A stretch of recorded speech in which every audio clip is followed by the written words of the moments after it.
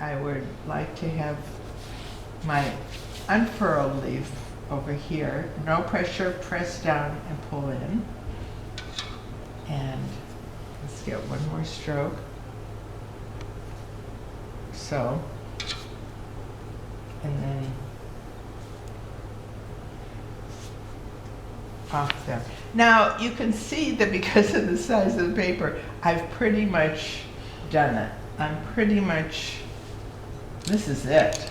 So what I'm going to do, because I have no options, I'm just going to do a bud. What do you think? Shall we vote? That's it, okay. Okay. So maybe the bud would be, let's put it just right here. This will be the casing for it.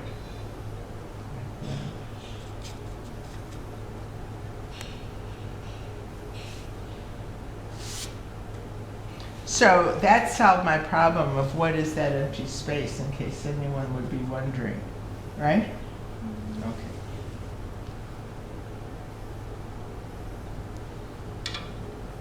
And using the tip of the brush, you're going to come about maybe the same distance as the calyx, and tip is here, and press down, press down. Okay. So that pretty much does it.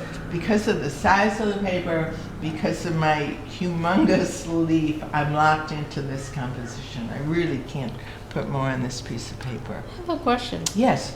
Do you know you kind of lift this up alone, so it doesn't have to be rounded at the edge of the leaves, you know, where it has that kind of wavy contour? Well, that's a very good question. Now that, okay, let's see if we can even do that. That could be above my pay grade, I think. Let me see, where's my brush? Because that's a little bit tricky. Pochu, my goodness, you nailed an okay, so we're coming down and you want to get a rounded one like that, you mean, and then that? Yeah, you know how lotus leaf has that wavy contour, so I just wonder, do you want to express that, or you just kind of leave it like this? Well, let me think about that. Okay. Because, okay. You could, each time you do that wipe stroke, let me see. Sort of connected. You could connect the dots Oh. like that. Just keep Okay. going yeah. like that. I like that. Okay? Yeah. So we all vote for this? Yeah. Yeah, either one. Either one. So truly, it becomes a matter of style. All right. What I'd like you to do, this is just a piece of paper. Okay? We have a lot of paper. And it's seriously, it's all about expression. It's more important that your painting have vitality and zip than it'd be a perfect painting. You know, if you want a pretty painting, then, you know, take a photograph. Okay? But it's more important that it have style and expression and feeling. So I really think the literati who we're emulating, they were the first expressionists. I mean, they really got their true feelings into whatever they were doing. And in the East, nature is regarded so much higher than it is here. Oftentimes when I teach landscape, people say, oh, I see trees now. It's amazing how much we don't notice. And when you start painting, you look at a tree and you see all of a sudden there's a variance in the bark of each tree. And even on a single tree, you start looking at it and there's so much information. And I guess if we could really see it all, our brains would probably explode. It's probably way too much information.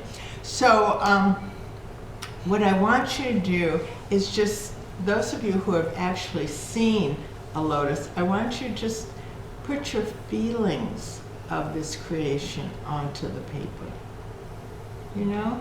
And then as you paint, I think the secret is doing the work.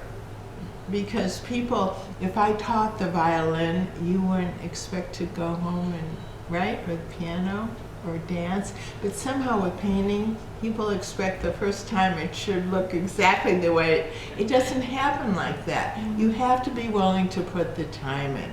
And the more time you put in, all of a sudden, you hit a different level. That doesn't mean it's better. It just means you get closer to being able to say what you want to say on paper. Okay? It's like writing. And then they rewrite, and then they rewrite. Okay? It's the same thing. So if I can teach you anything today, it would be learn to relax. Learn to just go with the flow.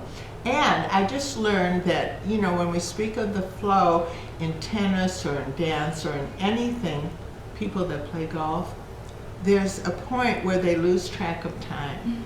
When you paint, does that ever happen? Well, you actually, you know, you lose track of time. That's being in the flow state. What I learned is that there's a section in the brain, and I can't remember the name of it, but it literally shuts down.